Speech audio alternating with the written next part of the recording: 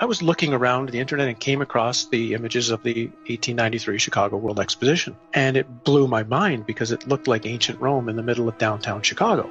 And as I looked at it further, well, here's another one in Philadelphia. Here's another one in St. Louis, in Buffalo, in San Francisco. And then as soon as they were done, they tore them all down and threw them in the garbage. That just told me there's something wrong with all of these. The story of the expositions is a gigantic lie. And I think it's so huge of a lie because I think they're right at a bridge point when so many things about the 1800s that seem strange and weird, right as this sort of period ends of unbelievable strangeness, and all of a sudden these fairs spring up all over the world with impossible buildings we're talking about, which are colossal structures. Chicago built 700 acres of fair in supposedly less than 2 years. St. Louis built 1,200 acres of exposition buildings. One of the buildings in Chicago, the manufacturer's building, would house 300,000 people. There's a giant statue in the middle of the lagoon. It was called the Golden Lady, and it was known as the Statue of the Republic. It was 65 feet tall. They say it was covered in gold leaf that had copper underneath, but others speculate it was actually made out of solid gold.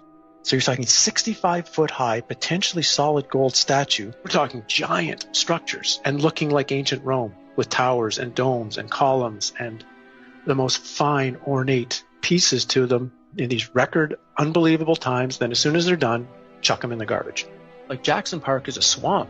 So supposedly they had to drive down tens of thousands of wooden stakes in order to support the weight of everything. They dug out massive lagoons, lakes. They had a canal system that ran through the entire exposition. They also had an above-ground electric train. An electric train, well, where's the electricity coming from? That's running around the park. They had a moving walkway down by the shore. Not enough people are asking, where does this technology come from? Just to frame it, if I'm not mistaken, the Chicago Fair was the first time people had seen electric light. Tesla's the one who got the electricity contract for the Chicago Exposition. And it was certainly more than all of the lights anyway that were in New York City at the time were at the Chicago Exposition.